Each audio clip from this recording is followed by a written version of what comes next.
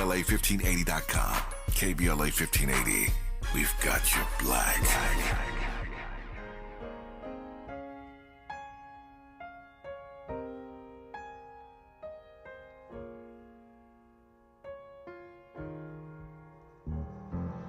Father, help your children and don't let them fall by the side of the road, and teach them to love one another, that heaven might find a place in their heart. 'Cause Jesus is love. He won't let you down, and I know He's mine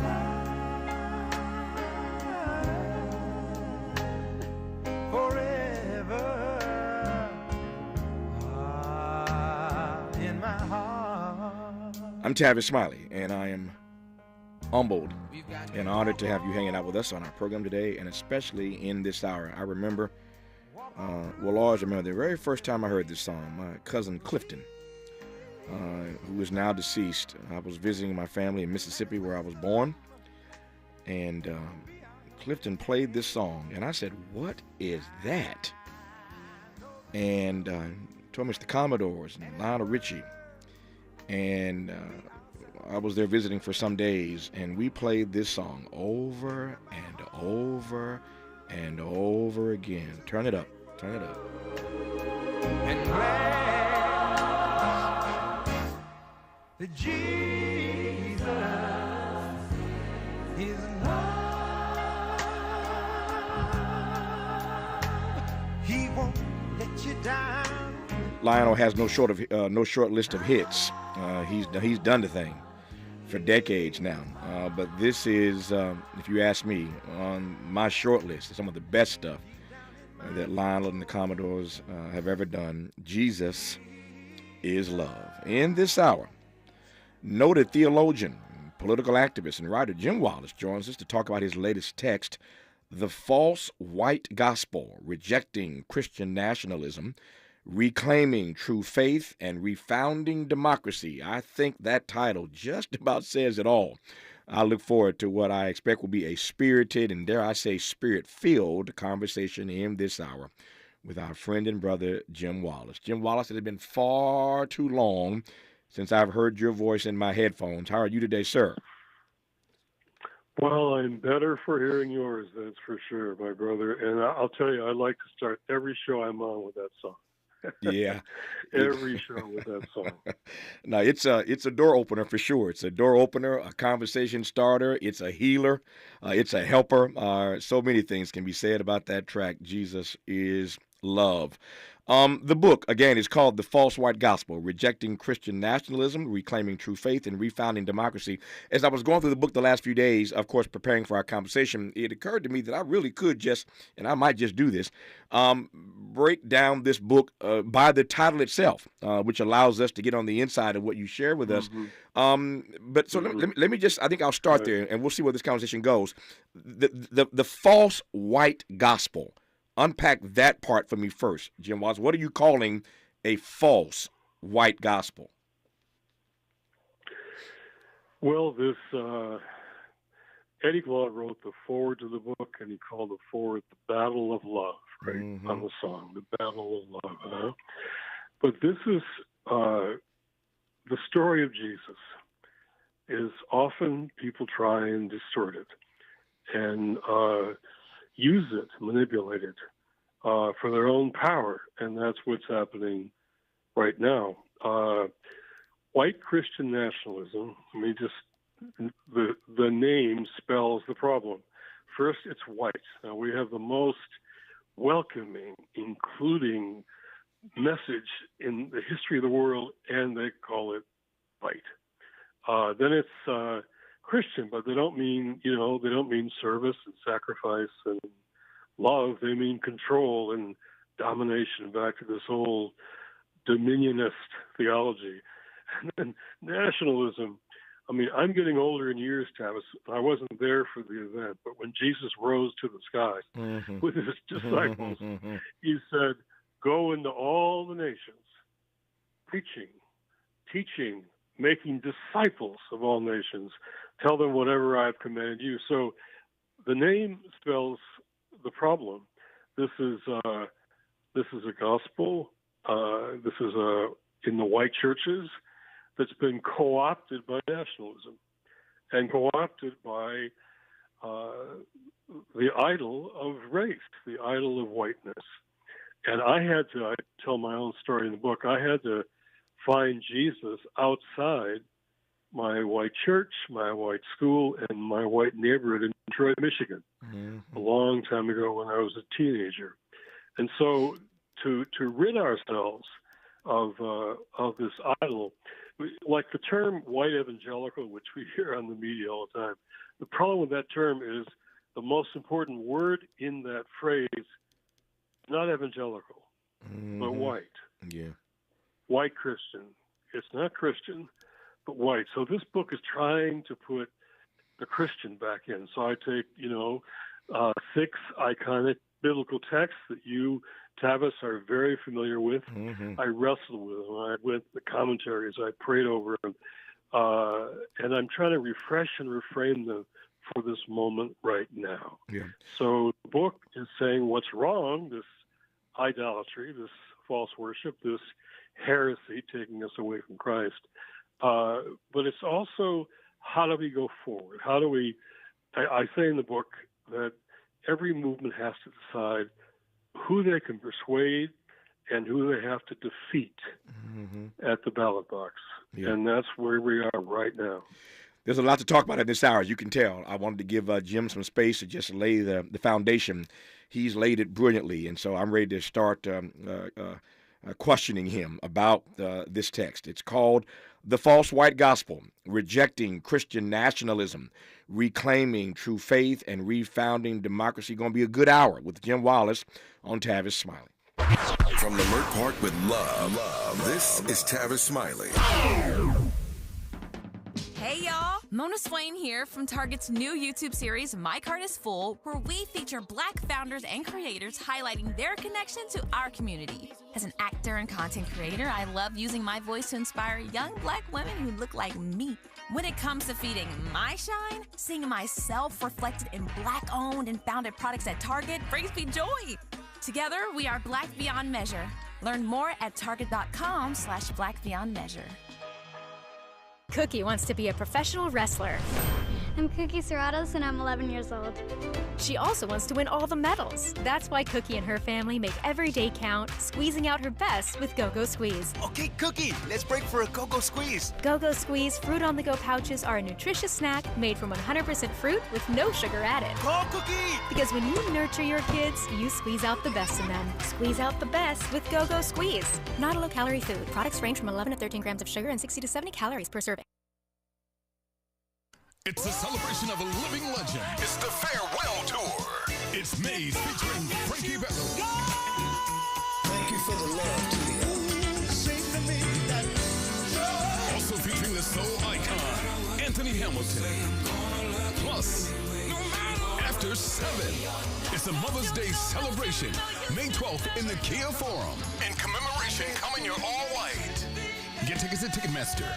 Presented by the Black Promoters Collective. I feel occasional burning and stabbing in my hands as I age. I sometimes feel numbness and tingling in my feet as I get older. It's starting to get in the way of doing what I love. At Nervive, we hear you, and we can help. Nervive's clinically studied dose of alpha-lipoic acid reduces occasional nerve discomfort in as little as 7 days with continued daily use. Now that I know, I'm taking control. Try Nervive Nerve Relief and say yes to healthy nerves. These statements have not been evaluated by the Food and Drug Administration. This product is not intended to diagnose, treat, cure, or prevent any disease.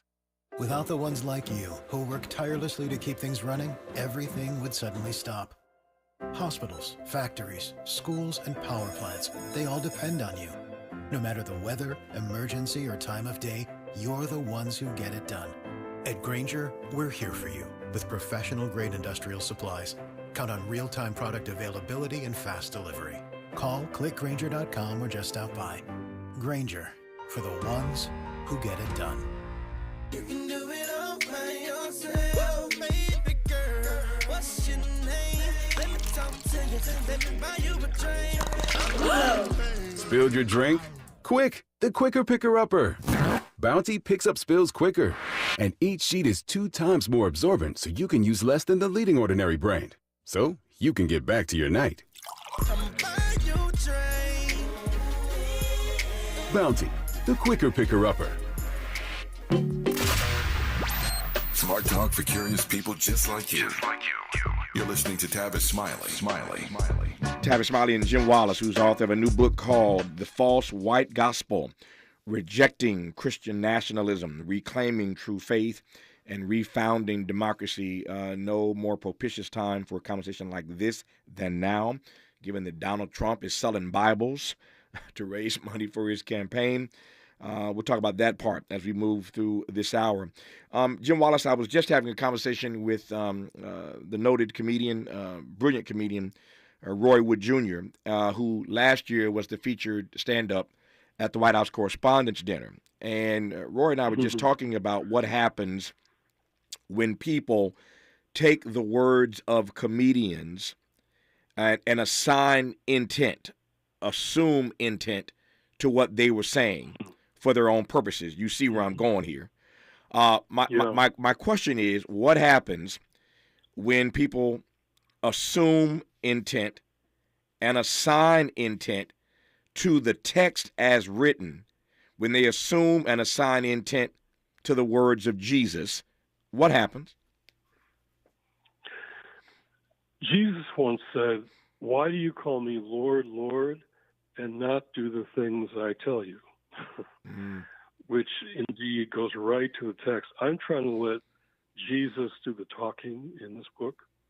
And the original title I was going to make for this was, Do We Believe It or Not?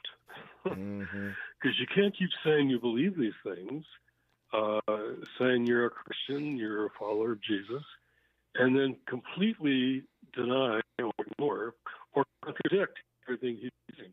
So on January 6th, Tavis, you and I were watching this terrible insurrection at the Capitol, and these violent attackers, they were doing identity theft against Jesus. I mean, they were shouting his name as they took over the Senate floor, and they had their flags, and their Confederate flags and their Jesus flags. And it was such a sacrilege. It was a lot of other things that people say it was insurrection. I say it's also a sacrilege. So what I want to do is not just talk about Trump's idolatry, his false worship, and his heresy, overturning Jesus' teachings and his sacrilege, but I want to talk about what can bring us back. And as you know well, every single revival movement or renewal movement in the church's history always is going back to Jesus again and again. So, and for me, the timing of this book coming right at Easter is, for me, a blessed thing, because, Tavis, this is an Easter book. It's about resistance and hope at the same time.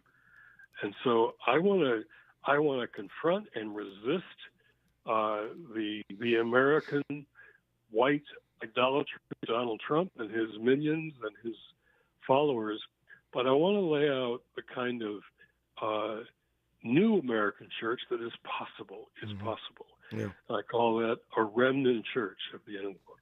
Yeah, I want to talk about how you envision this sort of new church, to use your phrase, what it is that you lay out in the text that can help bring us back. Before I talk about bringing us back, let me stay in real time.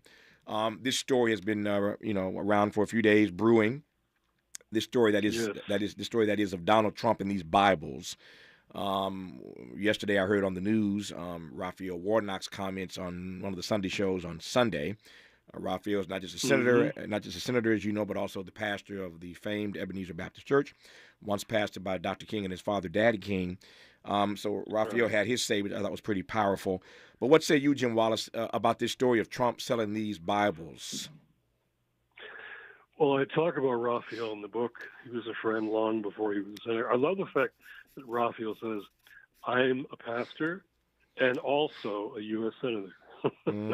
He keeps the order clear. And Trump has made a commodity of the Bible. He's selling Bibles to pay his legal fees for the upcoming trial about a porn star. And so I remember that vivid day when he got the military. Hey, Jim, let me just cut in for a second because I have to pause because you laid that out so brilliantly. Sometimes it's the simple stuff that just gets our attention. But I love how I just want to just underline this one more time. Trump, as you heard Jim Wallis just say, is selling Bibles to raise money to help him in his case with a porn star. I just wanted to underline that one more time. All right, Jim Wallis, proceed. Well, and let's take that even deeper. He's selling Bibles. But Trump is not a leader. He's a marketer. And he's marketing racial grievance, for sure. But even deeper, every country, every nation has its better angels and worst demons. And our demons, our racial demons, run very deep in this country. Trump is marketing our worst demons. Say it again. He's marketing our worst demons in this country. Yes. And the better angels have an uphill battle against them in this election season. This isn't just about politics or left and right. It's way deeper now. Faith is at stake. It's a test of democracy, to be sure, but it's also a test of faith, And the third test for me, Tavis, it's the test for a new generation because they're watching. They're watching to see how churches stand up and respond, or if they do at all. And so a whole lot's at stake.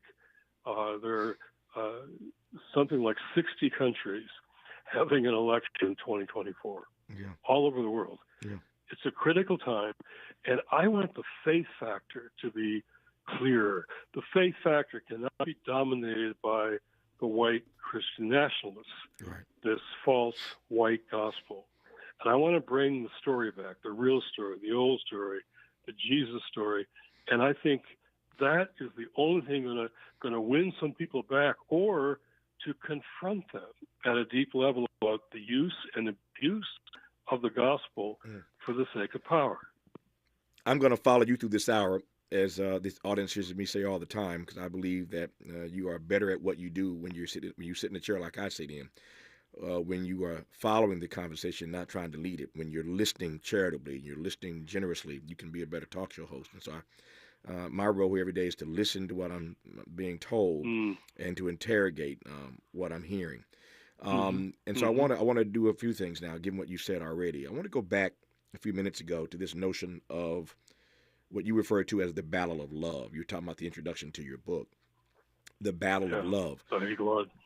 By Eddie Glaude, We live in a world where people hear this phrase, they see it all the time. I am fond of using it because I like it, but it's become a slogan. I've seen it on T-shirts. Matter of fact, somebody sent me a T-shirt once with this on it. It's a bumper. It's a bumper sticker. But everybody uses this phrase, love wins. Love wins. Very popular phrase these days.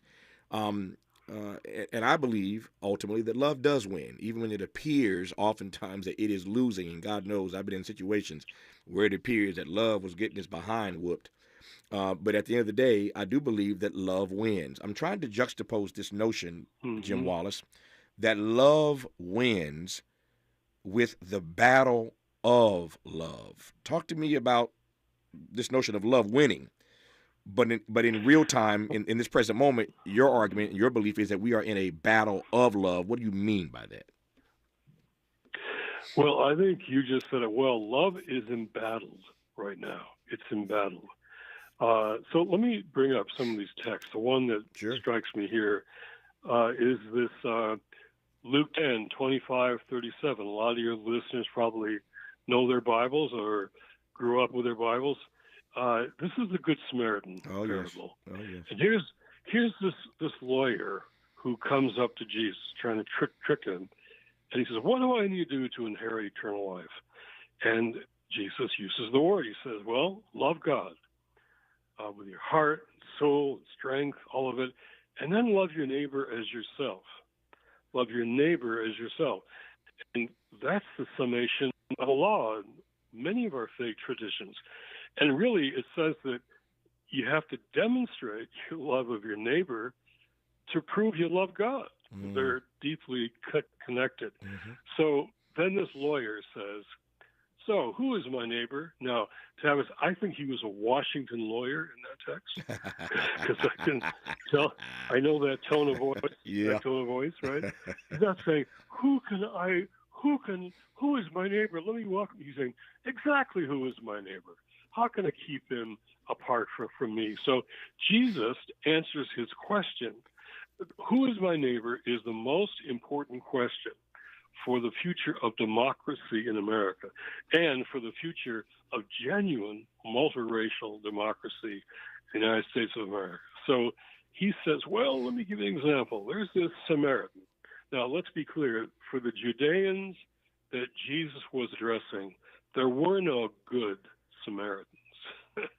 They were mixed race. They were dangerous. They were traveling in cartels with drugs. No, that's the other group of immigrants in the South, right? They were being othered.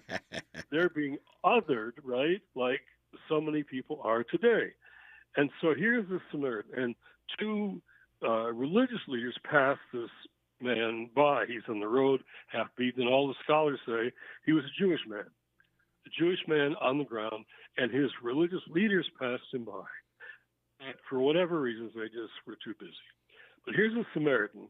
Here is the other to the Judeans who stops to help one other to him on the ground.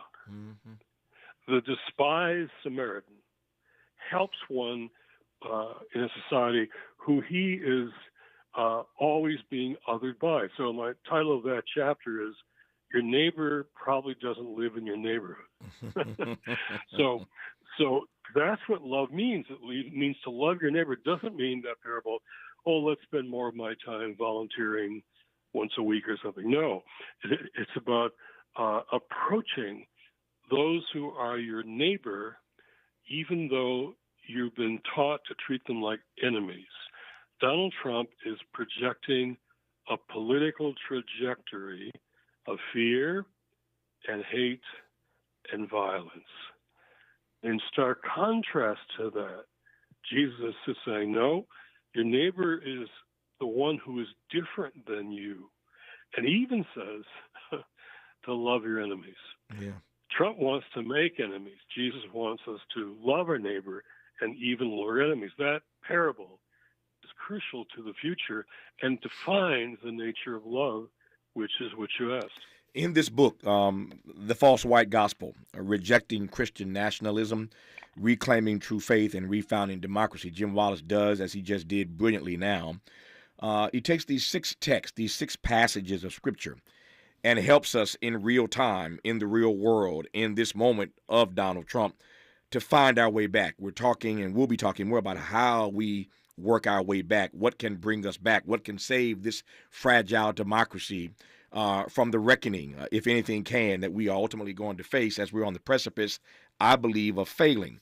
But one of the things I want to get to right quick, got about 2 minutes here now, Jim. We'll continue when we come forward.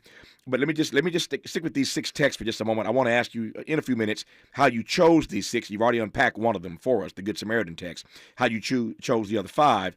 But what is it about these parables? They are essentially what I would call didactic narratives. These didactic narratives, these parables. What is it about these parables that I and you love so much? My favorite parable happens to be the parable of the talents. I gave a speech once about the parable of the talents and my takeaways from that particular passage of Scripture. But what is it about these parables, these didactic narratives that we can get inside of and learn from and advance our cause? Well, you and I have talked about biblical texts before, and I think we need to have that conversation now all over again around the country, because these are the texts that really can, well, Jesus says in John 8, you'll know the truth, and the truth will make you free. Now, that doesn't mean the opposite of truth is just lying a lot, like Donald Trump does. No, the opposite of truth is captivity.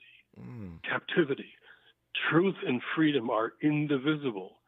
And what we're doing here, we're trying to find the truth, because until we find the truth, we're captive to the power of the strongman. Pontius Pilate and Jesus were having a debate about the truth the day he was crucified. And Pilate was losing the debate. And when he was, he said, oh, what is truth anyway? What is truth anyway? Because he didn't want anyone to think there was truth, because he wanted people to believe him, the strong man. So strong men want to make us think there is no truth, or they have all the truth. And that's a parable that can set us free by speaking the truth. As we say in the black church, that'll preach. That'll preach. I've never thought about it in that way, but the opposite of truth is not just people lying to you, but the opposite of truth is captivity. When you are denied access to the truth, when nobody speaks the truth, then the suffering of everyday people gets rendered invisible and they remain in captivity. The opposite of truth is captivity. Oh, that'll preach. And speaking of preaching, we have one with us today in this hour. His name is Jim Wallis, noted theologian and brilliant author, best-selling author. His latest text is called The False White Gospel, Rejecting Christian Nationalism, Reclaiming True Faith, and Refounding Democracy. More when we come forward with Jim Wallis on Tavis Smiley. Unapologetically progressive, unapologetically black. You're tapped into Tavis Smiley.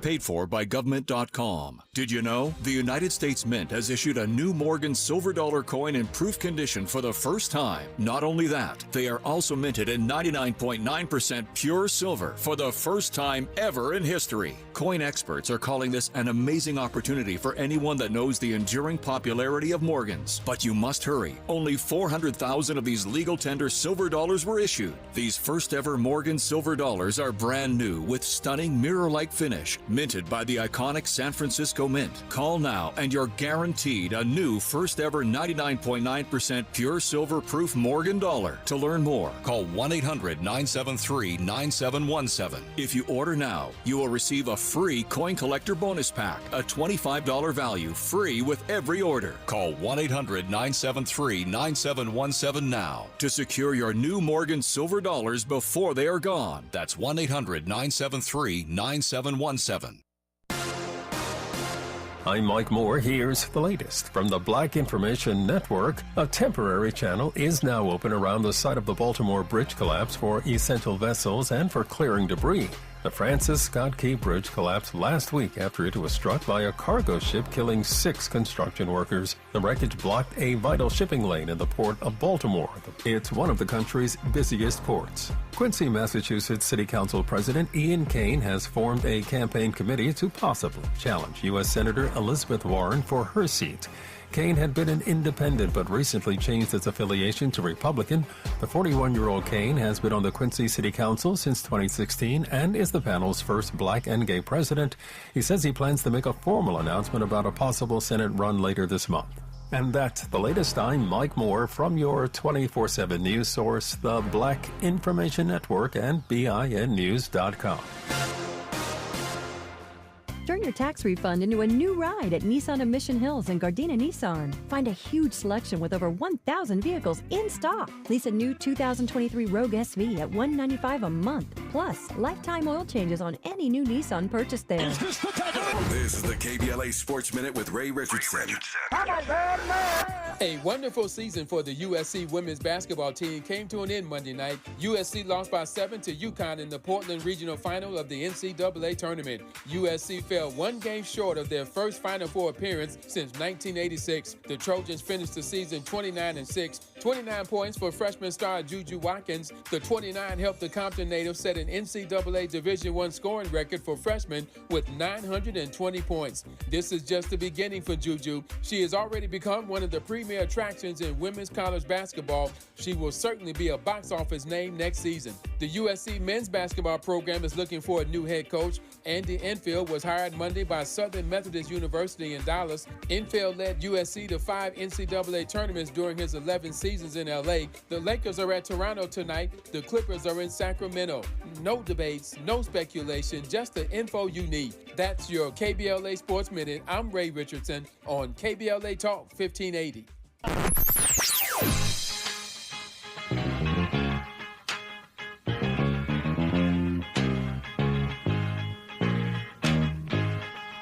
This is KBLA Talk 1580. Talk radio. That's music to your ears.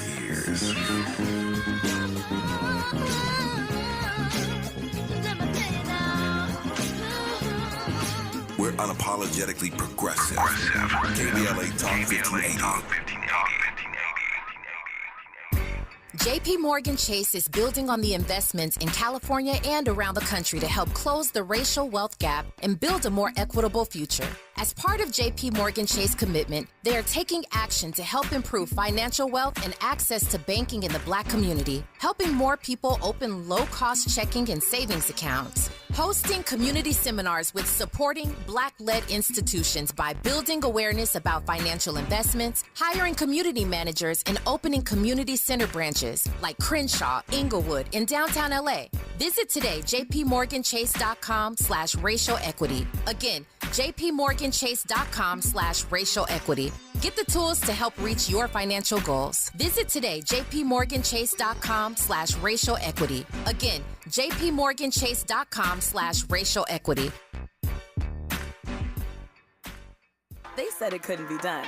They said it was impossible. But mark my words, I did it. With Kohl's. That's right, I got everything I needed for my spring home refresh in one trip. I'm talking Sonoma Goods for Life bedding for 20% off, and Espresso Virtual Plus Deluxe for 30% off, Cuisinart cookware sets for 35% off, and Sonoma Goods for Life decor for 20% off. So if you want to get set for the season and save big, you can do it all at Kohl's. Select styles, some exclusions apply. Espresso and Cuisinart coupons do not apply. See store or Kohl's.com for details. I'm going out with the girls this weekend. Nails done, outfit stunner, and my skin, I know it's gonna be glowing because I glammed up my shower routine with new Olay Indulgent Moisture Body Wash.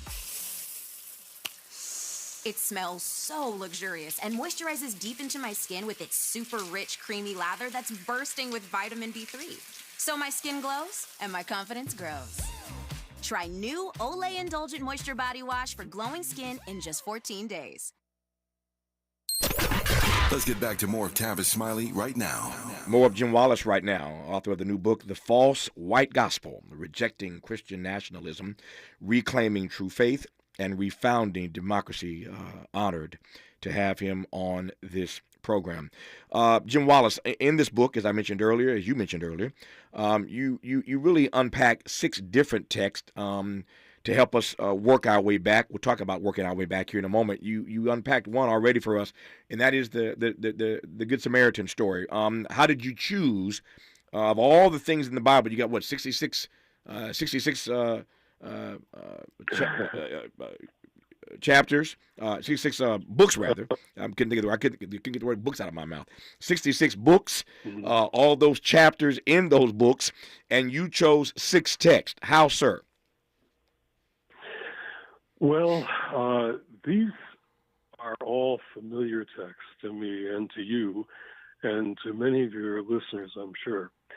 But I think they come to mind and heart in this moment as ancient texts, old texts, but need a new application right now. For example, there's political noise all around us. In fact, Tavis, you and I, part of our vocation is to listen to the political noise and try and sort it out, try and provide a perspective on all the noise. So I love the first book of the Bible, first chapter in the first book of the Bible, Genesis 1:26. I love how it starts. Imagine all the noise that we listen to every day. In the middle of that, it says, then God said, shut up. Then God said, be quiet. Then he says, let us create humankind, all humankind, in our own image and after our own likeness. So this is the foundation spiritually for all of our earthly talk about human rights, voting rights, all the rest, because we are divinely created with the image of God, which makes us all completely equal in God's eyes. So I began to apply that to voting rights. I'm in the middle of a big campaign. It's called Faith United to Save Democracy. Barbara Williams Skinner and I are tag teaming on that. Oh, yes. We're training poll chaplains all around the country, 1,000 so far, in perilous polling places.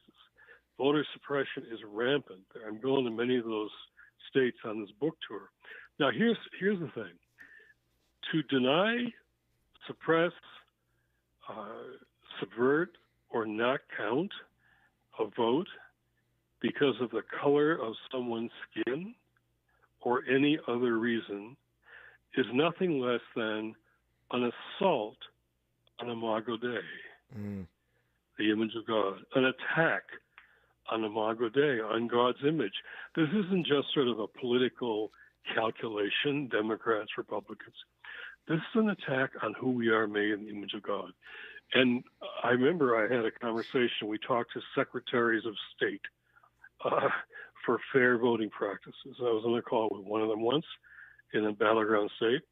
He said he was a person of faith. I said, have you ever read this text in Genesis? Oh, yes. Have you ever applied it to voting rights? He said, no, I've never thought about that. I said, well, it's time to apply Genesis to voting rights. So I would choose a text the Imago Dei, I call our movement, Faith United to Save Democracy, an Imago Dei movement.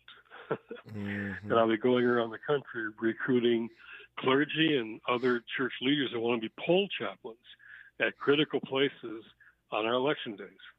So I choose a text that really speaks to the moment that we're in. Yeah. And while they're old and very familiar, these now have a new meaning for me. Yeah. You said earlier in this conversation that Donald Trump is not so much a leader as he is a marketer. Not a leader, but a marketer. Here's a question you've been asked 1,000 times, and I've asked you this question in our conversations, but every time I talk to you, we're in a different moment. And every time I talk to you, there's more evidence of how bizarre Donald Trump really is. And yet, his embrace by these white evangelicals, you made the point earlier, one word in that sentence is more important than the other, and it ain't evangelical. But right. What, for those who've never heard you answer this question on my program in real time, because I could have asked you this, and I did 4 years ago, 5 years ago, 7 years ago. But in this moment, what is it to your mind that yet, underline the word yet, that yet allows for this white evangelical embrace of Donald Trump after all that we've seen and all that we now know, and the story still developing every single day? They have not let loose of their hold, their grip. White evangelicals, that is, have not let go of their grip, their hold, their embrace, their hug of Donald Trump. What is that about? Well, I tell the story in the book about this word evangelical. The word actually comes from the first sermon of Jesus in Luke, where he quotes Isaiah. He says, the Spirit of the Lord is upon me. Oh, yes. Because he has anointed me to bring good news to the poor. Now, the word for good news there is evangel, the good news. And the president of an evangelical seminary recently said to me over lunch, he said, I have the most abusive job in the world. I said, Well, here I am, the leader of a major evangelical seminary, when evangelicalism is destroying the evangel. Wow. Destroying the evangel. Wow. And so this is a political takeover. I also share in the book of how evangelicalism was politically taken over by people like Paul Wallis and Richard Viguerie has told me that the way they did it, they went to Jerry Falwell and Ben Robertson, and they said, give us your mailing list, and we'll make you household words in America. That's what they said. And that's how all this started, way back in 1980. Now this is culminating. You heard me talk about what I often call America's original sin. I did a book called that once. Mm-hmm. And America's original sin, I think, Brian Stevenson says how it evolves, how it continues in mass incarceration, lingers. I think it's reaching a crescendo, Tavis, a crescendo, a climatic point where America's original sin is fighting for its life right now, by any means necessary. And we're reaching this moment where we will finally become what the world doesn't have yet anywhere, a genuinely multiracial democracy.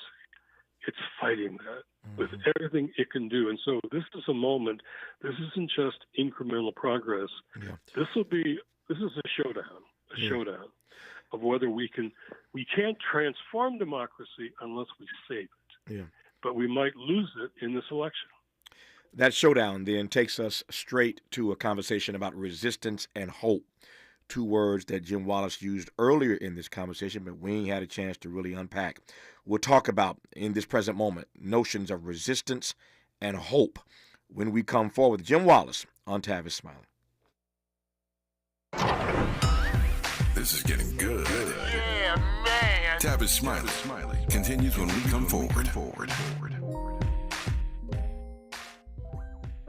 What is dedication? My biggest fear in the middle of my addiction was that my kids wouldn't have a father. And I started thinking, you know what? This isn't my story. I definitely had to become a better man to be a better father. It's important to me that my kids are empowered and truly believe that if they can think it, they can do it. That's dedication. Visit fatherhood.gov to hear more. Brought to you by the U.S. Department of Health and Human Services and the Ad Council. Joey from Vermont, a farmer trying to get through the winter. Adriana from South Carolina, a single mother living paycheck to paycheck. Liam from Ohio, an injured father struggling to provide for his family. Hi, I'm Shanola Hampton, and I support the Feeding America network of food banks because they help provide over 6 billion meals to people in need each year. Learn more at feedingamerica.org. I'm still going for it, even with higher stroke risk from atrial fibrillation, an irregular heartbeat not caused by a heart valve problem. Over a 3-year study, Eliquis apixaban tablets reduced stroke risk better than warfarin, and over 97% of Eliquis patients did not experience a stroke. A first stroke occurred in 2.9% of warfarin patients versus 2.3% of Eliquis patients. Don't stop taking prescription Eliquis without asking your doctor. It may increase your stroke risk. Eliquis can cause serious and in rare cases fatal bleeding. Don't take Eliquis if you have an artificial heart valve, abnormal bleeding, or antiphospholipid syndrome. While taking, you may bruise more easily or take longer for bleeding to stop. A spinal injection while on Eliquis increases risk of blood clots, which may cause paralysis, the inability to move. Get medical help right away for unexpected bleeding, unusual bruising, or tingling, numbness, or muscle weakness. Medications such as aspirin products, NSAIDs, SSRIs, SNRIs, and blood thinners may increase bleeding risk. Tell your doctor about all planned medical or dental procedures. Learn more at Eliquis.com or call 1-855-ELIQUIS. Did you know there is a healthcare system serving our community whose vision is health for a better world? What if I told you one of our nation's leading healthcare providers has a department dedicated to health equity and community engagement? Providence is Southern California's largest and most comprehensive healthcare network with 11 hospitals and 40 urgent care centers. Providence treats each patient with the compassionate care they deserve, when and where they need it. Most importantly, Providence is a diverse family of people and organizations driven by the belief that health is a human right. Providence takes pride in forming community alliances that address health concerns that disproportionately impact those communities. For Minority Health Month, Providence is sponsoring Health for a Better World. Informative conversations with Providence health professionals on Urban Family Focus every Saturday in April at 7 a.m. Get to know more at providence.org. He's rooting for everybody black. Everybody black. More of Tavis Smiley coming your way right now. More of Jim Wallis coming your way right about now. Watching my time is getting away from me. So Jim Wallis, after all we've talked about in this hour, I want to pivot now to talk about resistance and hope. As you defined it, what can help bring us back? So talk to me then about resistance and hope in this present moment. Yeah. Well, when I was a kid, back to your last question, why have these white Christians hung on and still, and I found that as a teenage kid growing up in Detroit, something really big seemed really wrong, and nobody would talk about it in my white world, my white church, white neighborhood, and so I do what I tell my students: trust your questions and follow them to wherever they take you. So my questions took me to the city. I took jobs alongside young black men who were my age, but I was making money for college. They were supporting families. And their life stories were so different than mine. They helped me to see how it was so different being black or white in Detroit. And I had these epiphanies time and time again, which just shattered my world. And I understood that what the white captivity of the church prevented the kind of relationships that can change us. And so when I just showed up at Black Church, with my obvious white boy questions, and they took me in and patiently answered all my questions on my spirit. Jim's phone is powering out. We got to get this fixed. Here we get down right to the wire, talking about resistance and hope. I would say the devil is a lie, because he is, number one. But number two, you get to that part of the conversation where you talk about how to resist this, and then the phone line starts to waffle on you. Our guest in this hour is Jim Wallis. His book is called The False White Gospel: Rejecting Christian Nationalism, Reclaiming True Faith, and Refounding Democracy. Jim, while Miles was on the phone trying to get your phone line straightened out, I was saying to the audience, as we say often around here, the devil is a lie. We get to the point in the conversation where we're talking about resistance, and then your phone line starts to waffle on me. But finish your point, sir. My point is that black churches started in the hush harbors where slaves went to worship away from their white masters, to learn to read the Bible and find their story and their liberation in the book. And so those hush harbors were on the margins of American society, on the edges. And that's what produced the black church. And which church in America has impacted the world more than any other church? Oh, yeah. The black church. There's no doubt about that. So resistance comes from the edges and forms something new. So right now, I'm hopeful because I find a whole new generation of young white believers, not a majority. Yeah. Just so hungry for something new. They don't want to affiliate with religion all around them. But many of them are willing now to join black and brown church leaders to create something that I call a remnant church, a new American church. So I'm not just against Trump's idolatry. Sure. I don't want to just defeat him. I want to see what we can now find as a new American church. Eddie Glaude says it well. He said, we're at a time when everything is collapsing and everything is possible at the same time. So I'm entering this Easter season with a great sense of hope. I'm going all over the country to talk to,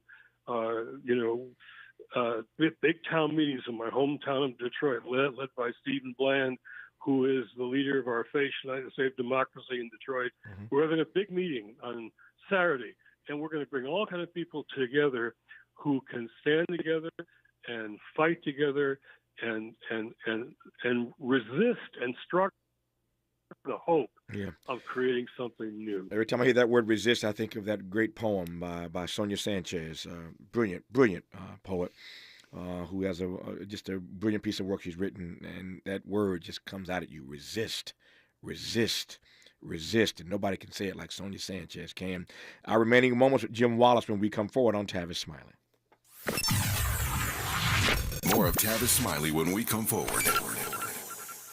If you're like me, 60 and retired, making ends meet, especially here at the supermarket and drugstore, is tough. I'm so blessed to have found benefitscheckup.org. It's a free and confidential website from the National Council on Aging that connected me to $1,200 a year in programs that help pay for food, medicine, utilities, and more. Maybe it can help you.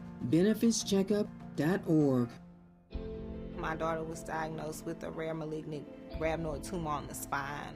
They sent her straight to St. Jude. My hope was gone. But when you get there, everyone's like, hey, we're not going to give up. And when you see other people not giving up on your child, that makes all the difference in the world.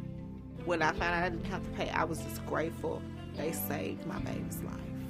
Finding cures, saving children. Learn more at stjude.org.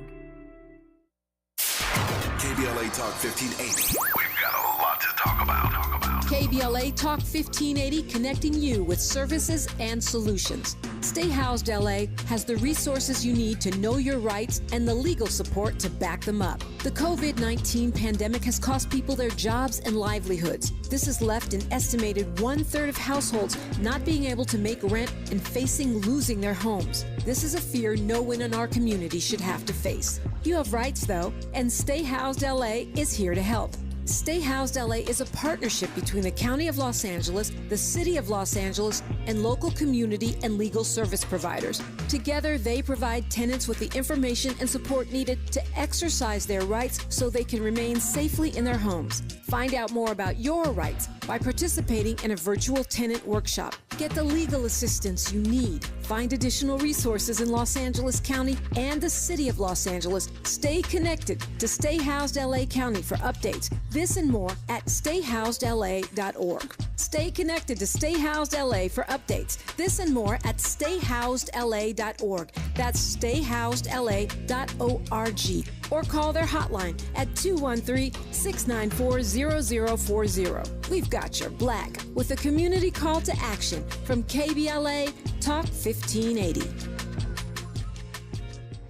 The possibility of lung cancer can be pretty scary, especially if you're one of approximately 8 million current or former smokers at high risk. That's why SaveByTheScan.org wants you to know that now there's a breakthrough low-dose CT scan that can detect lung cancer early, and it only takes 60 seconds. You stop smoking, now start screening. For an easy quiz to see if you're eligible, visit SaveByTheScan.org. It could save your life. SaveByTheScan.org is brought to you by the American Lung Association's Lung Force Initiative and the Ad Council. More honesty than you can handle. More empowerment than you can imagine. You're tuned in to Tavis Smiley. Got 3 minutes left. 3 minutes left in what has been, as I predicted, a spirited, and spirit-filled conversation with Jim Wallis, noted theologian, activist, writer, and author of the new book, The False White Gospel, Rejecting Christian Nationalism, Reclaiming True Faith, and Refounding Democracy. I close with 2 quick questions in the 3 minutes I have left here, Jim Wallis. The first of those 2 questions is simply this: to what extent do you expect the faith factor to, in fact, be a factor in 2024, come November? Factor to be dominated by white Christian nationalists.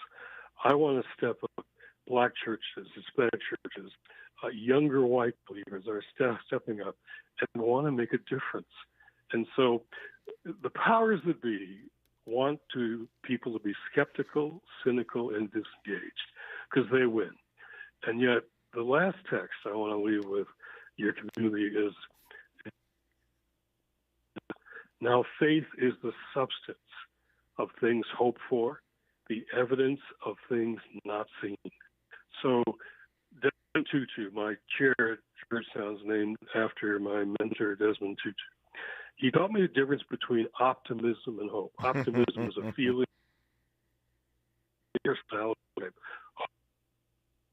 choice you make because of the thing that we call faith. And my definition of hope is believing in spite of the evidence and then watching the evidence change. That's where we are. We have to be the faith factor, shape the faith factor, not by withdrawing, but being engaged, active. All of us are influencers someplace. Our communities, families, friends, we're in places where we can make a difference. This book is a tool. It's just my 2 cents, Tavis. All it is, my 2 cents. But if I can get other people to do their 2 cents, I believe in a God that multiplies the value of all of our 2 cents. Yeah. It's gotten dicey here at the very end. We had a great conversation until the very end. That phone started to fail us, and yet we got through it. So I'll leave it there. That's a great place to close. And this audience has heard me opine on more than one occasion about the difference between optimism and hope. And here comes Jim Wallis now. Here comes Jim Wallis unpacking that as he understands it from the late great Desmond Tutu. Not a much better source to quote than Tutu on the difference between optimism and hope, and I couldn't agree with him more in that regard. The book is called The False White Gospel: Rejecting Christian Nationalism, Reclaiming True Faith, and Refounding Democracy. Jim Wallis, an honor as always, sir, to have you on this program. We'll do it again somewhere down the road. Have a great tour for your book. All the best, my friend. It's always fun to be with you, Tavis. Great to talk again. Thank you, sir. All the best to you. 3 hours gone just like that. Back here tomorrow, Lord willing, to do it all over again. Until then, thanks for listening to Tavis Smiley. And as always, you keep the faith.